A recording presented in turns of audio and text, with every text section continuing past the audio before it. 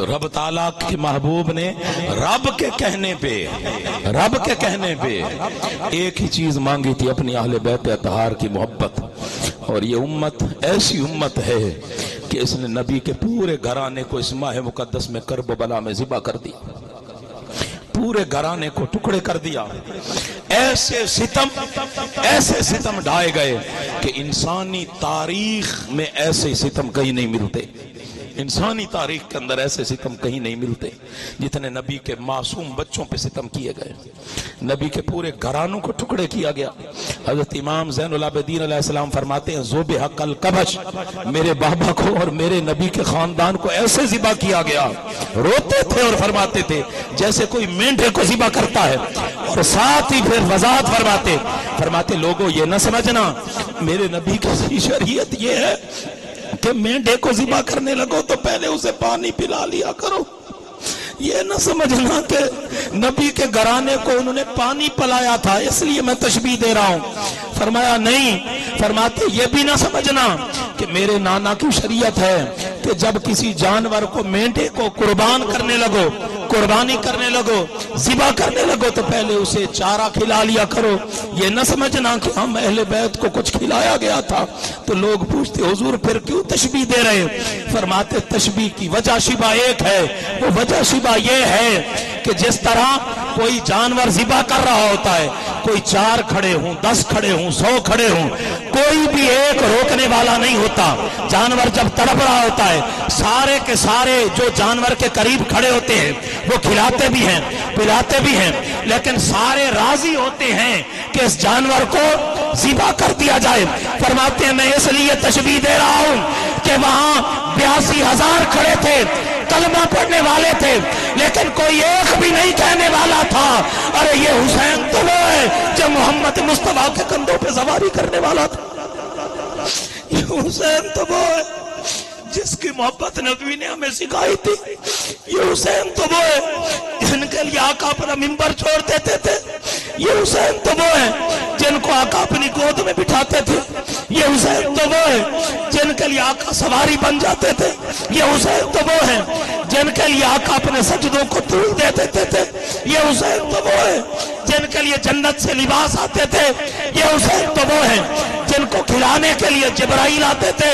کوئی ایک بھی کہنے والا نہیں تھا. سارے کے سارے جس طرح جانور کے ذبح کرنے پہ متفق ہوتے ہیں، سارے کے سارے کلمہ پڑھنے والے متفق تھے کہ نبی کے گھرانے کو ذبح کر دیا جائے.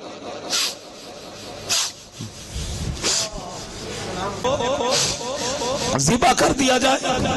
کبھی پڑھے تو صحیح کس طرح نبی کے گھرانے کو ذبح کیا گیا.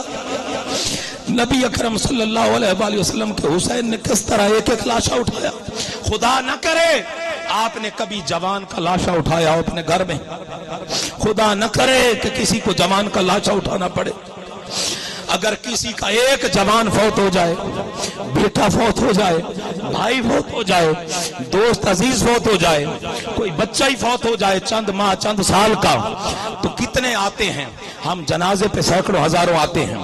پھر 3 دن بیٹھے رہتے ہیں. لوگ تعزیت کے لیے آتے ہیں، سینے سے لگاتے ہیں، حوصلے دیتے ہیں، اور پھر ہزاروں کی تعداد میں کلخانی پہ بھی آتے ہیں، آ کے حوصلہ دیتے ہیں، دعائیں دیتے ہیں، غم بانٹتے ہیں.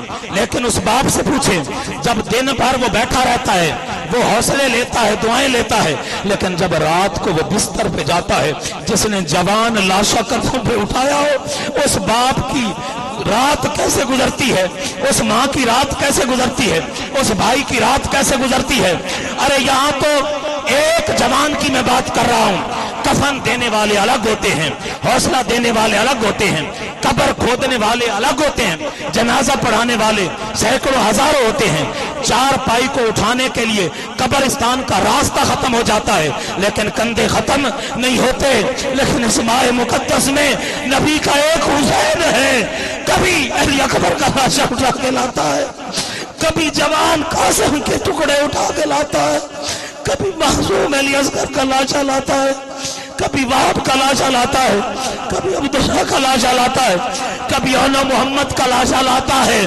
نہ کوئی کفن دینے والا، نہ کوئی دفن کرنے والا، نہ کوئی قبر کھودنے والا، نہ کفن کے لیے کپڑا.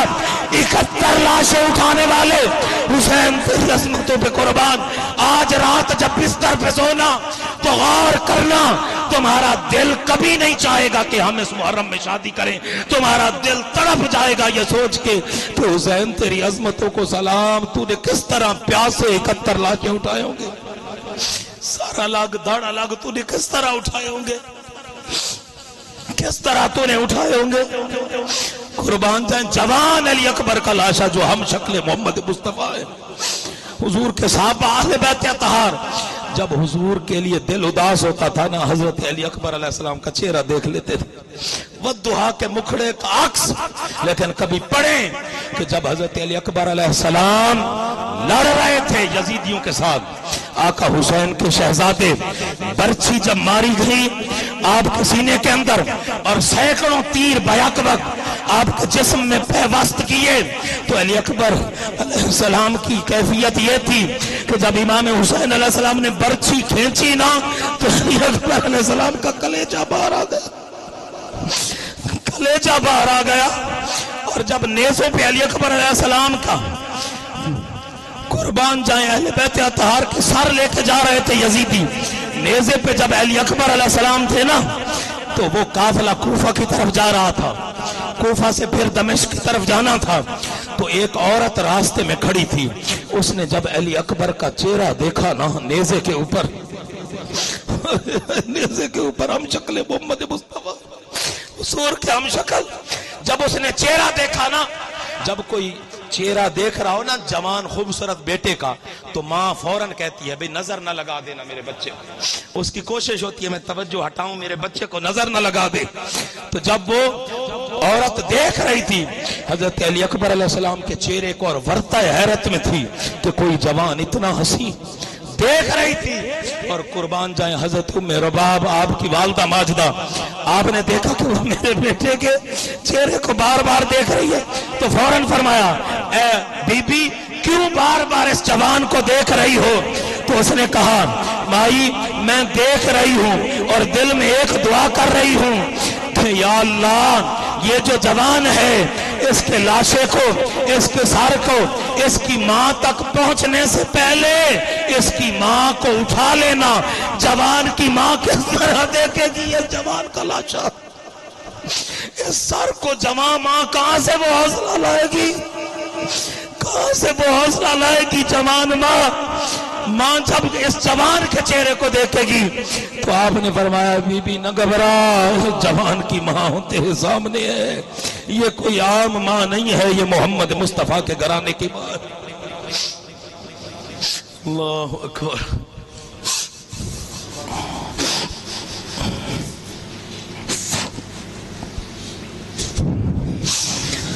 اللہم صلی علی محمد وعلی آل محمد۔ میرے اندر مزید حوصلہ نہیں ہے اس کو بیان کرنے کا، اللہ کریم ہمیں حضور کے اہل بیت کا مقام مرتبہ سمجھنے کی توفیق عطا فرمائے، اور اللہ کریم ہمیں آقا حسین کا سچا نوکر بنائے، اللہ ہمیں دین کی سچی خدمت نصیب فرمائے۔